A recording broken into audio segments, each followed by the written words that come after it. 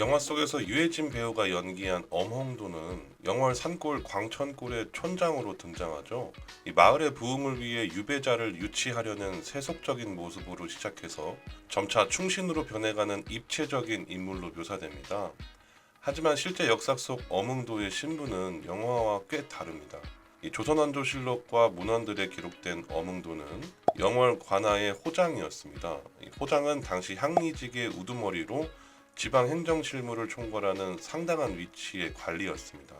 즉 그는 단순한 촌장이 아니라 국가 행정 체계 안에서 직분을 수행하던 인물이었던 것이죠. 영화가 그를 산골 촌장으로 설정한 것은 아무것도 가진 것 없는 민초가 거대한 권력에 맞서 왕을 품는다는 서사적 감동을 극대화하기 위한 장치라고 볼 수 있습니다.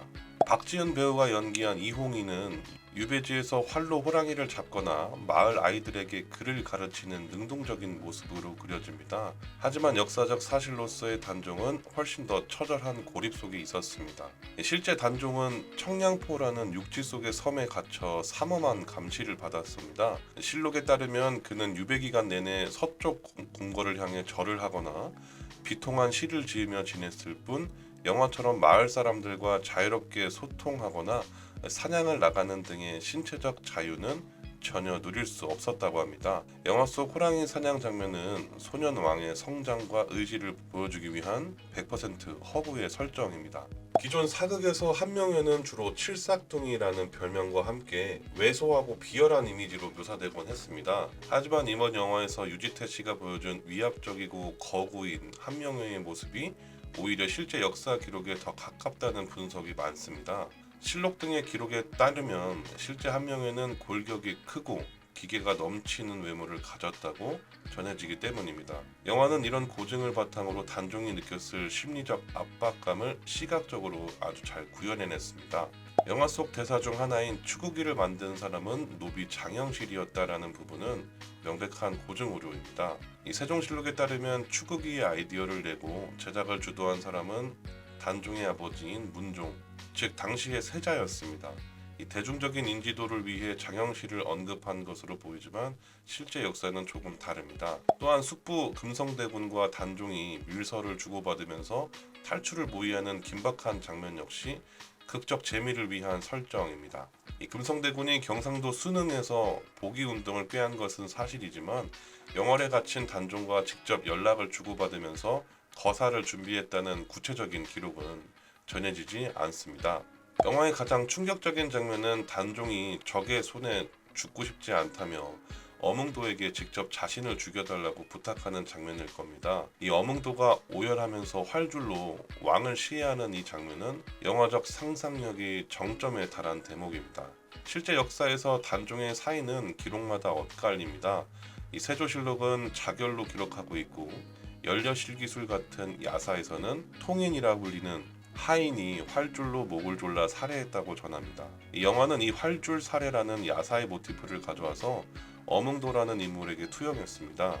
하지만 실제 엄흥도가 단종을 직접 죽였다는 기록은 어디에도 없고 그는 단종 사후 시신을 수습한 인물로 기록되어 있습니다. 여기서부터는 정사보다는 영월 지역의 수백 년간 전해 내려오는 민간 설화, 즉 이 카더라에 가까운 이야기들입니다. 하지만 이 이야기들이야말로 민중이 단종을 어떻게 기억했는지 잘 보여주죠. 먼저 단종의 묘소인 장릉의 유래에 관한 노루 설화입니다. 이 단종 사후 시신을 거두면 삼족을 멸한다는 언명 때문에 모두가 망설일 때 엄흥도가 시신을 지게해 지고 산으로 향했습니다. 그런데 한겨울인데도 노루 한 마리가 앉아있다가 비킨 자리만 눈이 녹아 있어서 그곳에 안매장을 했는데 그 자리가 바로 지금의 명당 장릉이 되었다는 전설입니다. 또한 단종이 죽은 뒤 태백산 산신령이 되었다는 이야기도 유명합니다. 한 선비가 백마를 타고 태백산으로 향하는 단종을 만났다는 목격담이 전해지면서 억울하게 죽은 소년 왕을 신령으로 받들게 된 것이죠. 영월에 부임하는 군수들이 부임 첫날 의문사했다는 괴담 역시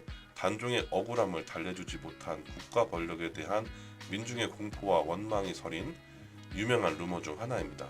다음으로 전미도 배우가 연기한 궁녀 매화는 실존 인물들을 하나로 합친 캐릭터입니다. 이 기록에 따르면 단종이 죽자 그를 모시던 궁녀와 노비 등 6, 7명이 영월 동광 낙화함에서 집단으로 투신하여 순절했다고 합니다. 영화는 이들의 충절을 매화라는 인물을 통해 상징적으로 보여주었습니다.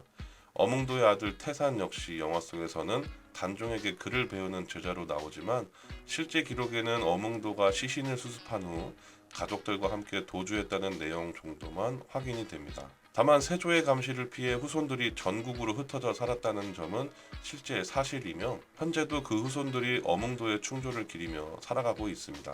영화 왕가 사는 남자는 많은 부분에서 역사적 사실을 비틀고 상상력을 더했습니다. 어몽도는 촌장이 아니었고 단종은 호랑이를 잡지 않았습니다.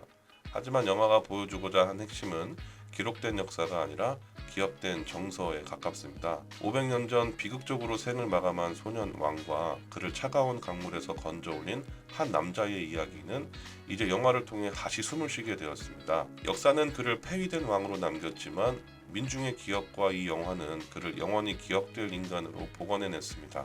여러분은 이 영화의 어떤 장면이 가장 기억에 남으시나요? 지금까지 실화와 영화의 차이를 분석해 보았습니다. 감사합니다.